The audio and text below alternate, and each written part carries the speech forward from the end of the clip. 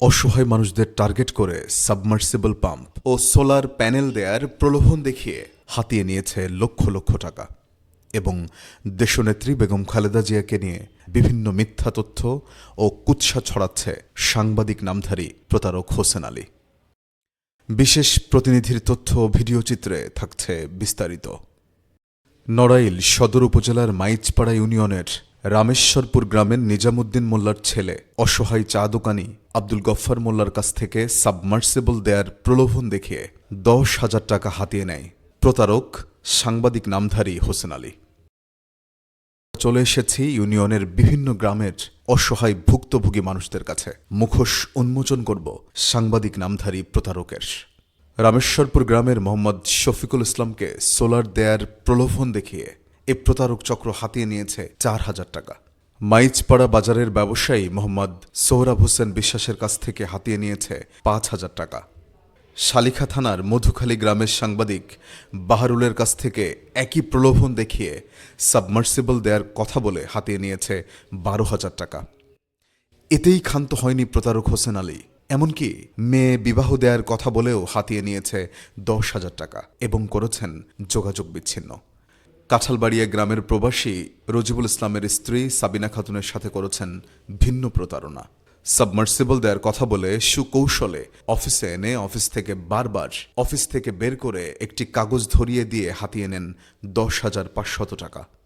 এখানেও থেমে যায়নি এই প্রতারক হোসেন আলী। ভুয়া ইঞ্জিনিয়ার সাজিয়ে সাবিনা খাতুনের বাড়িতে গিয়ে করেছেন আরেকটি নাটক। খোঁজ নিয়েছেন কোন জায়গায় সাবমার্সিবল বসানো হবে। বাড়ি না থাকায় সাবমার্সিবল পাবেন না বলে আবারও হাতিয়ে নিয়েছে 4,000 টাকা।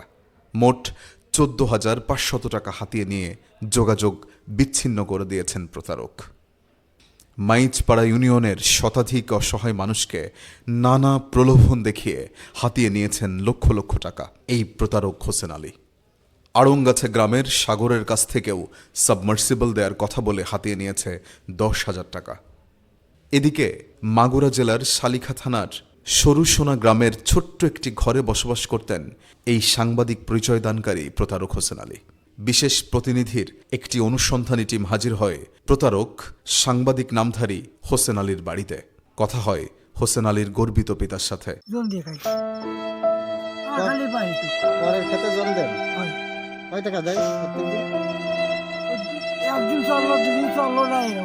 ওই 300 টাকা বিক্রি 400 টাকা নিয়ে 300 টাকা 400 টাকা পান প্রত্যেক দিন। জোন বিক্রি হয়, ওই তো জোন এরকম বিক্রি হয়। আপনি কাজ করেন, পরের ক্ষেত্রে 300-400 টাকা ইনকাম করেন প্রত্যেক দিন। তোর একদিন 2 দিন চললো, 2 দিন চললো, বুঝতে পারছো?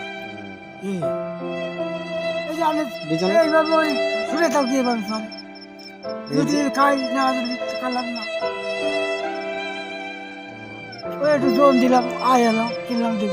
একাধিক ব্যক্তিদের সাথে কথা বলে ক্রাইম নিউজের অনুসন্ধানী টিম। নাম পরিচয় জানাতে অনিচ্ছুক একাধিক গ্রামবাসী জানান, দীর্ঘদিন ধরে সাংবাদিকের নাম ব্যবহার করে হোসেন আলী করেছেন অসহায় মানুষদের সাথে বিভিন্ন ধরনের প্রতারণা।